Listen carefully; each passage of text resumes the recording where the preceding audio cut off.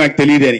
మన శాస్త్రంలో దాదాపు 258 ఇటువంటి మెడిసినల్ ప్లాంట్స్ ఉన్నాయి. 17,000 నుంచి 18,000 దాకా ఇట్లాంటి మెడిసినల్ ప్లాంట్స్ ఉన్నా కూడా అత్యధికమైన ఔషధ గుణాలు కలిగినవి 250కు పైగా ఉన్నాయి. మన చుట్టూనే ఉంటాయి, కానీ వాటిని మనం గుర్తించట్లేదు. ఎందుకంటే మనది అన్ని తక్కువ అనే భావనలో మనం పెరిగాం కాబట్టి వాటి ప్రాధాన్యత మనకు తెలియలేదో తెలుసుకోవాల్సిన అవసరం ఉంది. ఇవాళ అశ్వగంధ ప్రపంచవ్యాప్తంగా, మన దేశంలో మనం గుర్తించట్లా, కానీ ప్రపంచవ్యాప్తంగా గుర్తిస్తున్నారు.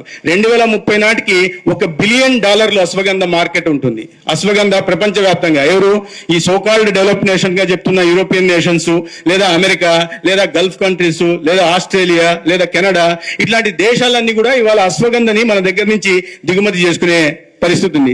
అవసరం ఉంది వాళ్ళకి. వాటిని ఒక మెడిసినల్ ప్లాంట్ గా వారు గుర్తించారు. అనేక వాటిలో వాడుతున్నారు. ఇవాళ ప్రజల్లో ఈ సౌందర్యం పట్ల పెరిగింది, చర్మ సౌందర్యం పట్ల పెరిగింది. వీటికి అన్నిటిని ఉసిరిని వాడుతున్నారు, ఇతరత్ర వాడుతున్నారు. ఇప్పుడు ఏది దాన్ని కూడా ఇవాళ నేను జెల్ చూస్తుంటాను. ఏం జెల్ అది చంద్రశేఖర్ గారు? అలోవెరా జెల్ దాన్ని తీసుకొని పూస్తూ ఉంటారు. అంటే తప్పులేరు. అలోవెరా మన దగ్గర ఉన్న వాటిని ఇవాళ కొత్తగా, అంటే ప్రపంచవ్యాప్తంగా వాటి ప్రాముఖ్యత ఏందనేది తెలిసింది కాబట్టి ఉపయోగించుకోవాలి. ప్రధానంగా ఇవాళ నేను ఇప్పుడే చెప్పాను ఈ మునగాకు గురించి. మొరింగాని కూడా దాదాపు 2030 నాటికి అది మురిగా కూడా $15 బిలియన్ నుంచి $16 బిలియన్ మార్కెట్ ఉంటుందని.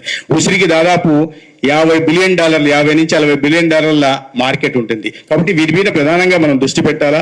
ఇవి ఇంత ముందు చేస్తున్నవే, కానీ ఇవాళ ఆల్టర్నేటివ్ మారుతున్న సమాజంలో ఒక ప్రత్యామ్నాయ పంటలకు కూడా వెళ్లాల్సిన అవసరం ఉంది. ఆ ప్రత్యామ్నాయ పంటలు ఈ ఔషధ ముక్కలు ఎందుకు కాకూడదనే విషయాన్ని రైతాంగం గుర్తించాల్సి ఉంది. కేంద్ర ప్రభుత్వం అనేక రకాలుగా ఆదుకునే ప్రయత్నం చేస్తాను. ఇవాళ కొత్తగా సంఘటితంగా రైతులందరినీ సంఘటితం చేసి వాళ్ళలో కాస్త అవగాహన కల్పించి ఈ ప్రత్యామ్నాయ పంటలు, ప్రధానంగా వాల్యూ అడిషన్ ఉంటున్న పంటల్ని, ప్రపంచవ్యాప్తంగా మార్కెట్ ఉంటున్న పంటల్ని ప్రచారం చేసే ప్రయత్నం చేస్తున్నారు. వాటి మీద కాస్త అవగాహన కలిగించుకుని ఇవాళ ఫార్మర్ ప్రొడ్యూసర్ ఆర్గనైజేషన్స్ కి పెద్ద ఎత్తున 10,000 ఫార్మర్ ప్రొడ్యూసర్ ఆర్గనైజేషన్ కేంద్ర ప్రభుత్వం సహకారం వస్తుంది. 3 సంవత్సరాల పాటు వాటి నిర్వహణ కేంద్ర ప్రభుత్వం చేస్తుంది. దాని తర్వాత ఒక కంపెనీగా ఫామ్ అయిన తర్వాత దాని తర్వాత మీకు 50% దాకా, ఒక 2 కోట్ల దాకా ఏఐడిఎఫ్ కింద రుణం తీసుకునే అవకాశం ఉంది. లేదా ఎక్స్ట్రాక్షన్ కోసం కానీ, లేదా ప్రాసెసింగ్ కానీ, లేదా వాల్యూ అడిషన్ ఇండస్ట్రీ పెట్టుకోవడానికి కూడా ఇవాళ కేంద్ర ప్రభుత్వం నుంచి సహకారం అందిస్తోంది. రాష్ట్ర ప్రభుత్వంలో కూడా ఎన్డీఏ ప్రభుత్వం సహకారం అందిస్తోంది.